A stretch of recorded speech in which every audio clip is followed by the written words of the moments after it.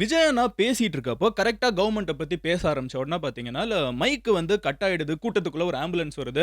Ambulance sound வந்து அவர் பேசுறத சுத்தமா கேட்க விடல. நார்மலா இருக்க வேண்டிய மைக்கும் வந்து வெளியில யாருக்கும் கேட்க மாட்டேங்குது. இது வந்து கம்ப்ளீட்டா பிளான் பண்ணி பண்ணிட்டாங்க.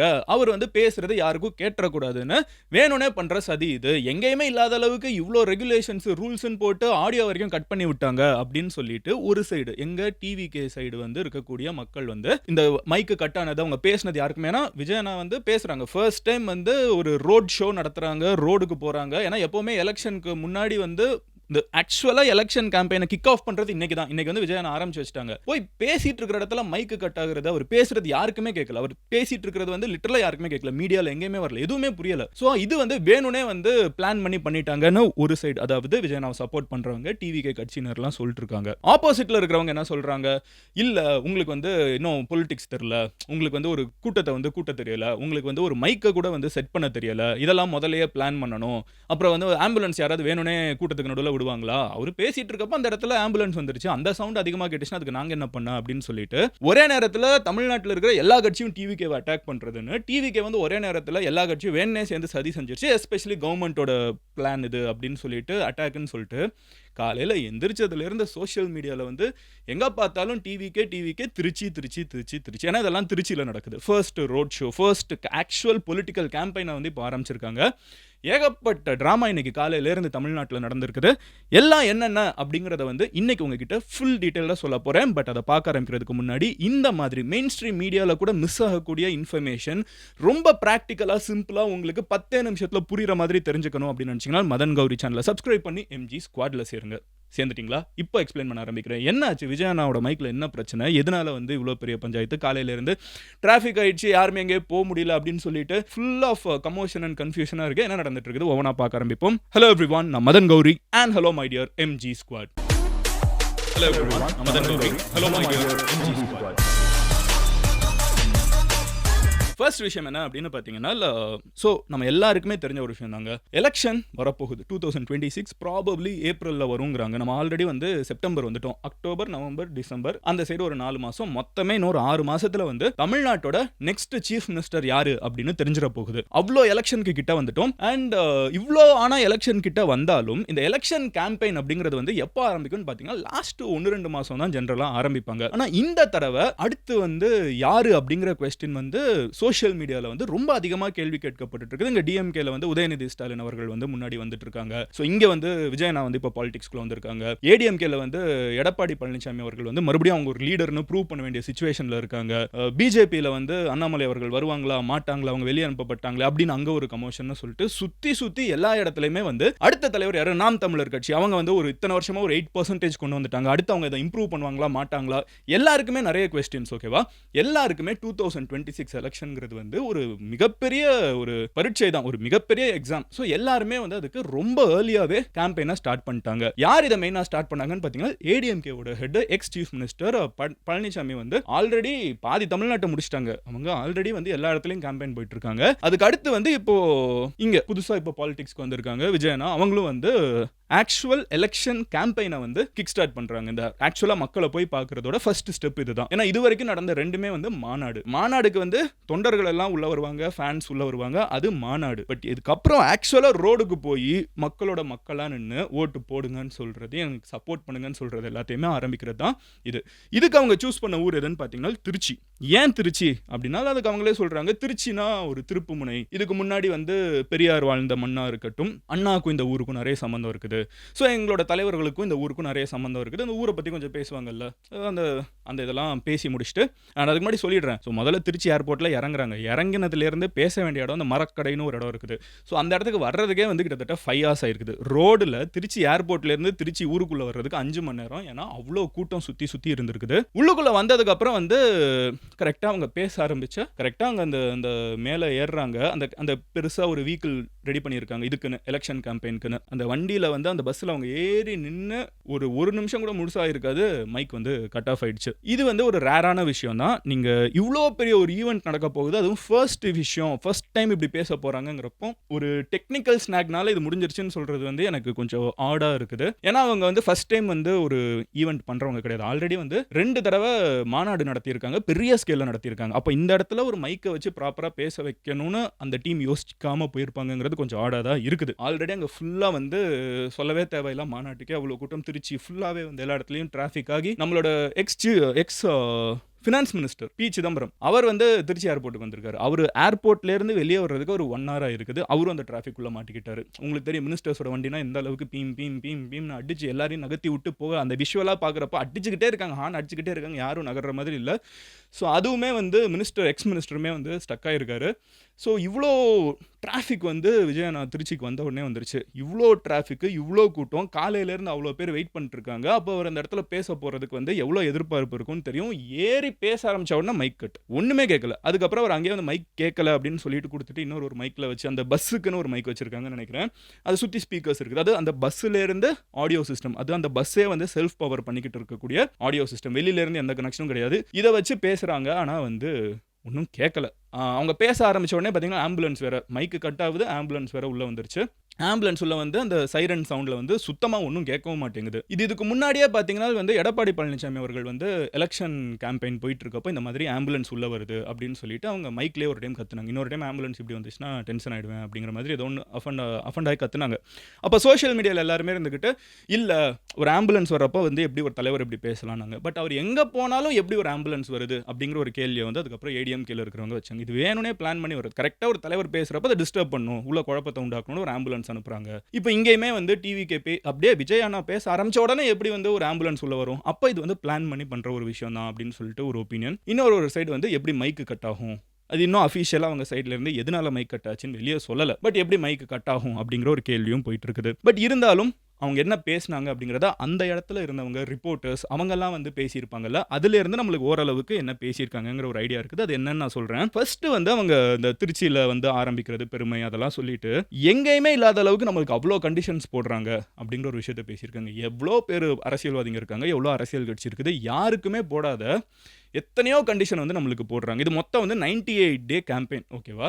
ஸோ திருச்சியில் ஆரம்பித்து மதுரையில் முடியுது. அதுக்குள்ளே தமிழ்நாட்டில் இருக்கக்கூடிய அத்தனை டிஸ்ட்ரிக்ட்டுக்கும் அவங்க போயிட்டு வர போகிறாங்க. எல்லா டிஸ்ட்ரிக்ட்டுக்கும் பர்சனலாக போய் இன்றைக்கே வந்து பார்த்திங்கன்னா 3 ஊர் போகிறாங்க. திருச்சி, அதுக்கப்புறம் அரியலூர், அதுக்கப்புறம் பெரம்பலூர் அப்படின்னு சொல்லிட்டு 3 ஊருக்கு போயிட்டு வராங்க. ஸோ முடிஞ்ச அளவுக்கு பீப்புளோட கனெக்ட் பண்ணணும்னு ஆரம்பிக்கிறப்போ இந்த இடத்துல வந்து கண்டிஷன்ஸ் வந்து போலீஸ் போட்டிருக்கிறது யாருக்குமே கொடுக்காத அளவுக்கு இருக்குது. அப்படி என்னப்பா கண்டிஷன்ஸ் போட்டாங்கன்னு பார்த்தீங்கன்னா, ஃபர்ஸ்ட் ஒன் வந்து ரோட் ஷோ, மார்ச் எதுவுமே பண்ணக்கூடாது.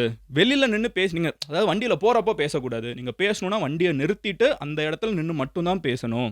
ஸோ எந்த ப்ரொசஷனும் பேசிக்காக வந்து ஒரு ப்ரொசஷன், ஒரு மேலே வந்து விஜய் நான் நின்று பின்னாடி வண்டியில் வரும், அப்படி எதுவுமே நடக்கக்கூடாது. பட் இது வந்து மற்ற பொலிட்டிக்கல் பார்ட்டிஸ்க்கு இருக்கா கிடையாது அப்படின்னு அவரே சொல்கிறாரு. ஸோ பேசிக்காக யாருக்குமே இல்லாத ரூல்ஸ். அப்புறம் என்ன மாதிரி ரூல்ஸ் இருக்குது? அவங்க 25 கண்டிஷன்ட்டாங்க. அந்த கண்டிஷன்ஸ் நான் உங்ககிட்ட சொல்கிறேன். எந்த மேஜர் சவுண்ட் சிஸ்டமும் கொடுக்கக்கூடாது.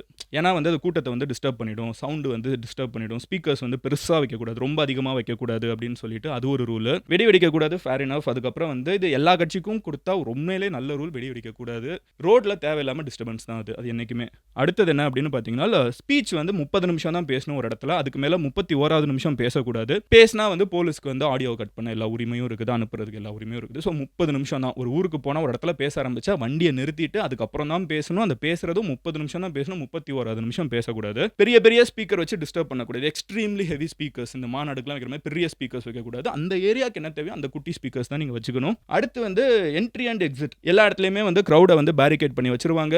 எப்படி போகணும் அப்படிங்கிற வழியவுமே வந்து ஆல்ரெடி போலீஸ் சொன்ன வழியில் தான். ஏர்போர்ட்லேருந்து இந்த இடத்துக்கு போகணும்னா அது எந்த வழியில் போகணுங்கிறதையும் போலீஸ் தான் டிசைட் பண்ணுவாங்க. நீங்கள் உங்கள் வண்டிங்கிறதுனால இஷ்டத்துக்குலாம் போகக்கூடாது, நாங்கள் சொல்கிற வழியில் தான் நீங்கள் போகணும் அப்படின்னு சொல்லியிருக்காங்க. அதுக்கப்புறம் எந்த டிஜிட்டல் போர்டும் வைக்கக்கூடாது, பேனர் வைக்கக்கூடாது, ஃப்ளெக்ஸ் வைக்கக்கூடாது அப்படிங்கிற ஒரு கண்டிஷன். இது எனக்கு என்ன மாதிரி கண்டிஷன் புரியல. தமிழ்நாட்டில் எந்த அரசியல் கட்சி ஃப்ளெக்ஸ் வைக்கலன்னு தெரியல, பட் இதையும் போலீஸ் போட்டிருக்காங்க. ஸோ இந்த மாதிரி வந்து இதெல்லாம் பீப்புளை டிஸ்டர்ப் பண்ணும் அப்படின்னு வந்து அவங்க சொல்லியிருக்கிறதா மாத்ருபூமியில் இது வந்திருக்குது, தந்தி டிவி அண்ட் புதிய தலைமுறை இதிலெல்லாம் அந்த கண்டிஷன்ஸ் இருக்குதுன்னு போட்டிருக்காங்க. ஸோ இதெல்லாத்தையும் அவங்க மொத்தமாக என்ன சொல்கிறாங்க, 25 கண்டிஷன், 25-30 கண்டிஷன் இருக்குது. யாருக்குமே இவ்வளோ கண்டிஷன் போட்டது கிடையாது. நான் வெளியே வந்து பேசினா மட்டும், டிவிக்கு வெளியே வந்தால் மட்டும் ஏன் இவ்வளோ கண்டிஷன்ஸ் போடுறீங்க, எதுக்கு பயப்படுறீங்க அப்படிங்கிற ஒரு ஆங்கிளில் பேசிட்டு அதுக்கப்புறம் நீங்கள் வந்து தமிழ்நாட்டில் நிறைய விஷயங்களை செய்வேன். ஸோ டைரக்டா இவங்க எலெக்ஷனுக்கு நிக்கிறாங்க. அப்போ ரூலிங் பார்ட்டியை தான் அட்டாக் பண்ணி பேசுவாங்க. ஸோ ரூலிங் பார்ட்டி எதிர்த்து அவங்க என்ன கேட்குறாங்கன்னா, கவர்மெண்ட் ஜாப் எல்லாம் ஃபில் பண்ணுவேன் அப்படின்னு சொல்லி 2021ல நீங்க எலெக்ஷன்ல நின்னப்போ சொன்னீங்க.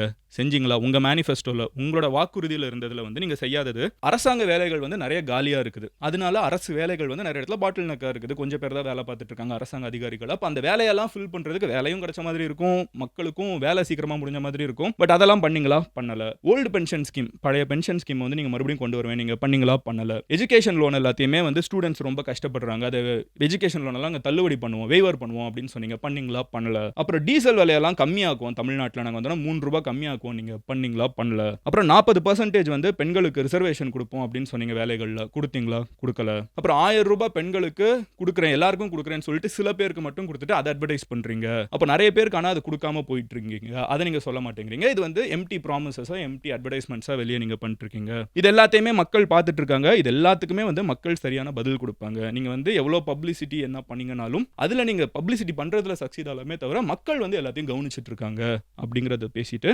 பேருந்தில் பெண்களுக்கு இலவசமாக அனுமதி, விமனுக்கு வந்து இந்த பஸ்ல போறது வந்து ஃப்ரீ பஸ் விமனுக்கு எல்லாருக்குமே பெண்களுக்கு கொடுத்துட்டு, அப்புறம் நீங்களே வந்து அது ஓசியில போறீங்கன்னு சொல்லிட்டு சொல்லி காட்டுறீங்க. இது வந்து அவமானப்படுத்துற மாதிரி இருக்குது. அது டாக்ஸ் மணி தானே. அவங்க வந்து அப்போ பஸ்ல போகணுங்கிறது உங்க ஸ்கீம், ஃப்ரீயா டிக்கெட் கொடுக்கணும்னு.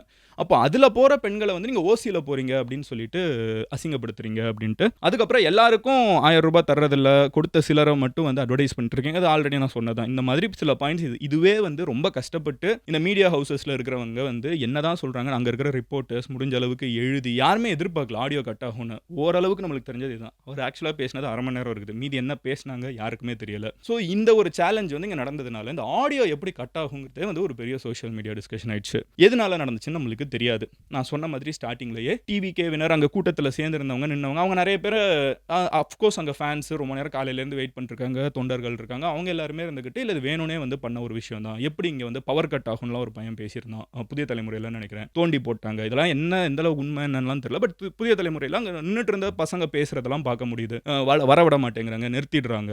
இந்த ரூல்ஸ் எல்லாம் ஃபாலோ பண்ணாலும் நிறைய இடத்துல வந்து நிறுத்துறாங்க. அந்த மாதிரிலாம் வந்து இவங்களோட சைட் அஃப்கோர்ஸ் தமிழக வெற்றி கழகத்தில் இருக்கிறவங்க they will be agitated because அவங்க பேசினது இவ்வளோ நேரம் வெயிட் பண்ணது, அவர் ஆரம்பிக்கிறாரு first day first event cut.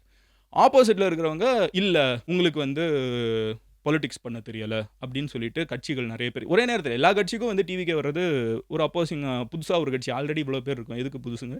எல்லா கட்சியும் அட்டாக் பண்ணிட்டு தான் இருக்காங்க. நான் இங்கே சோஷியல் மீடியா எடுத்து பார்த்தீங்கன்னா ட்விட்டர் பார்த்தீங்கன்னா நாம் தமிழர் கட்சி அட்டாக் பண்ணிருக்காங்க, டிஎம்கே அட்டாக் பண்ணிருக்காங்க, பிஜேபி அட்டாக் பண்ணிருக்காங்க, ஏடிஎம்கே அட்டாக் பண்ணி எல்லாரும் ஒரே நேரத்தில் டிவிக்கே பதிலுக்கும் அட்டாக் பண்ணிருக்காங்க. ஸோ இதுதான் இன்னைக்கு ஓவராலாக வந்து மாநாடு கிடையாது, இது வந்து ஒரு ரோட் ஷோ. உள்ளுக்குள்ளே இறங்கி பேசுகிறப்போ இருந்த challenges. Politics is a different ball game அப்படிம்பாங்க. I am also curious. ஏன்னா வந்து தமிழக வெற்றி கழகம் ஒரு புது கட்சி. தமிழ்நாட்டில் வந்து இது வரைக்கும் டிஎம்கே தாண்டி யாருமே வந்து ஒரு மேஜர் பார்ட்டியா தமிழ்நாட்டில் யாருமே உருவானதில்லை. 2 பார்ட்டி தான், ஒன்று டிஎம்கே ஏடிஎம்கேங்கிறதா நம்மளோட லாஸ்ட் ஒரு 50-60 இயர்ஸ் ஆஃப் ஹிஸ்ட்ரி இருக்குது. புதுசாக ஒருத்தங்க வந்திருக்காங்க அண்ட் இவங்க வர்றப்பமே வந்து நிறைய சேலஞ்சஸ், நிறைய பிரச்சனைகள் எல்லாமே வந்துட்டு போகுதுங்கிறத நம்மளும் பார்த்துட்டு இருக்கோம். எப்படி இன்னும் 98 days ஆஃப் கேம்பெயின் இருக்குது, இந்த ஸ்ட்ரெச்சே வந்து தமிழ்நாடு ஃபுல்லாக போகிறதுன்னு இருக்குது. ப்ராபப்ளி இந்த வீடியோ நான் எடுத்து முடிச்சதுக்கு அப்புறம் வந்து இந்த ஊரே இருக்கும், அரியலூர், பெரம்பலூர், போக முடியுதா வர முடியுதா தெரியல. But all these challenges are going to be there. ஒரு புது பார்ட்டி வந்து பாலிடிக்ஸ்குள்ளே வந்தால் பாலிடிக்ஸ் ஏன் டஃப்னு சொல்கிறாங்கிறதையும் நம்ம பார்க்குறது இது ஒரு கேஸ் ஸ்டடியாகவும் இருக்கும். அட் த சேம் டைம் அவங்க எப்படி டேக்கிள் பண்ணுறாங்க, டேக்கிள் பண்ண முடியுதா, இல்லை நிறைய கட்சிகள் வந்துட்டு காணாமல் போயிருக்காங்க அந்த மாதிரி ஆயிடுவாங்களா, எல்லாத்தையுமே நம்ம வெயிட் பண்ணி பார்க்க முடியும். It's a great example to see and understand Tamil Nadu politics. என்னோட கோல் ஒரே விஷயம் அதுதான். இந்த வீடியோ வந்து டீனேஜர்ஸ்லேருந்து பெரிய பெரிய அடல்ட்ஸ் வரைக்கும் எல்லாருமே பார்த்துட்டு இருக்கீங்க. நம்ம கண்ணு முன்னாடி ஒரு பார்ட்டி வந்து என்றைக்குமே இல்லாத அளவுக்கு மேக்ஸிமம் சோஷியல் மீடியா யூசேஜ் இருக்கிறப்போ உள்ளுக்குள்ளே வந்து உருவாக ட்ரை பண்ணிட்டு இருக்குது. அப்போ நம்மளுக்கு வந்து என்னென்ன நடக்கும் தமிழ்நாடு பாலிடிக்ஸில் அப்படிங்கிறத பார்க்குறதுக்கு இது ஒரு பெஸ்ட் எக்ஸாம்பிளாக இருக்குது. It's a great learning experience, nothing like it. And எப்போவுமே நிறைய கட்சி ஒரு எலெக்ஷனில் இருக்கிறப்போ, நிறைய பேர்கள் ஒரு எலெக்ஷனில் வந்து சண்டை போடுறப்போ, அதுவும் 2026 எலெக்ஷன் மாதிரி ஒரு எக்ஸைட்டிங்கான எலெக்ஷன், எல்லாருக்குமே ஒரு கன்சர்ன் இருக்குது. நான் சொன்ன மாதிரி நாம் தமிழர் கட்சி அவங்களோட வாக்கு எண்ணிக்கை இவ்வளோ இன்க்ரீஸ் பண்ண போகிறாங்கன்னு அவங்களுக்கு ஒரு புஷ் இருக்குது. ஏடிஎம்கேல யார் தலைவர், எடப்பாடி பழனிசாமி அவர்களை வந்து தலைவர்களா எல்லாரும் ஏத்துட்டாங்களா? ஏன்னா நெறைய பேர் அந்த இடத்துக்கே கண்டென்ட் பண்ணிருக்காங்க. அது நம்மளுக்கே தெரியும். ஸோ அதுல என்னென்ன இருக்குது? இங்க தமிழக வெற்றிக்கழகம் புதுசா ஒரு பார்ட்டி. அவங்க என்ன இம்பாக்ட் குடுக்க முடியும்? அவங்க ஜெயிக்க முடியுமா? வெயிட் பண்ணி பார்க்கணும். இந்த சைட் டிஎம்கே பார்த்தீங்கன்னா, சக்சஷன் அடுத்து வந்து உதயநிதி ஸ்டாலின் அவர்கள் வராங்க. அவங்களுக்கு எப்படி வந்து ஃபாலோவர்ஸ் சப்போர்ட் பண்ணுவாங்க? இதுவரைக்கும் டிஎம்கே 2 தடவ ஜெயிச்சதே கிடையாது தமிழ்நாட்டுல. 2வது தடவ அவங்க ஜெயிக்க முடியுமா? எல்லாமே வந்து 50, 60 இயர்ஸ்ல நடக்காத ஒரு விஷயத்துல தான் இந்த தடவ எது நடந்தாலும் நடக்க போகுது. ஏன்னா டிஎம்கே இதுவரைக்கும் ஜெயிச்சதே கிடையாது. 2 தடவ அவங்க சக்சஸ்ஃபுல்லா ஜெயிச்சதே கிடையாது ஹிஸ்டரியிலேயே. ஸோ எல்லாமே வந்து ஒரு ஸ்டேட் எலக்ஷன் சொல்றேன். ஸோ அப்படி இருக்கிறப்போ இது எல்லாமே வந்து ஒரு எக்ஸைட்டிங்கான எலெக்ஷனா 2026 மாறிட்டே போயிட்டு இருக்குது. இதுக்கு நடுவுல காங்கிரஸ் இருக்காங்க, பிஜேபி இருக்காங்க. 2மே சென்ட்ரல் கவர்மெண்ட் கட்சிகளா இருந்தாலும், சென்ட்ரல் கட்சிகளா இருந்தாலும் அவங்களோட இம்பாக்ட் தமிழ்நாட்டுல எப்படி இருக்கும்? இது போக பிளேயர்ஸ் இருக்காங்க. விடுதலை சிறுத்தை கட்சிகள் இருக்காங்க, பாட்டாளி மக்கள் கட்சி இருக்காங்க. So many exciting players, so many exciting thing இப்போ சூடு பிடிக்க ஆரம்பிச்சிருக்குது. நான் வந்து இந்த பாலிடிக்ஸ் பேசலாம் நினைக்கிறீங்களா? ஐ திங்க் நான் பேசலாம் அப்படின்னு நான் நினைக்கிறதுனால தான் நான் பேசுறேன். பட் நீங்க எம்ஜி ஸ்குவாட் நினைக்கிறீங்க. ஏன்னா நம்ம நேத்திக்கு வந்து ட்ரம்ப்பை பத்தி பேசுறோம், எங்கேயாவது யூஎஸ் ரஷ்யான்னு பேசிட்டு இருக்கோம். அடுத்த நாள் வந்து திடீர்னு திருச்சியிலையும் பெரம்பலூர்ல என்ன நடந்துட்டு இருக்குன்னு பேசுறோம். இந்த வேவ் உங்களுக்கு ஓகேவா? அதுவும் என்னன்னு தெரிஞ்சுக்கணும், இதுவும் என்னன்னு தெரிஞ்சுக்கணுங்கிறது என்னோட லாஜிக். நம்ம பேசலாமா வேணாமா அப்படிங்கிறத நீங்க கமெண்ட் செக்ஷன்ல சொல்லுங்க. பேசலாம் அப்படின்னா எஸ் யூ வாண்ட் மோர் அப்படிங்கிறத சொல்லுங்க. இல்லைனா நோ அப்படின்னு சொல்லுங்க. நான் புரிஞ்சுப்பேன். உங்களோட கமெண்ட்ஸை வச்சு நம்ம அடுத்து என்ன பேசணுங்கிறத என்னால் தெரிஞ்சுக்க முடியும். அண்ட் இந்த மாதிரி நம்ம ஊரில் என்ன நடக்குதுங்கிறத வேர்ல்டு ஃபுல்லாகவும், வேர்ல்டு ஃபுல்லாக என்ன நடக்குதுங்கிறத நம்ம ஊர்லேயும் தெரிஞ்சுக்கணும்னு நினச்சிங்கன்னா மதன் கௌரி சேனலை சப்ஸ்கிரைப் பண்ணி எம்ஜி ஸ்குவாடில் சேருங்க. ஓகேவா? Love you all. Take care. Bye. Cheers எம்ஜிஸ்.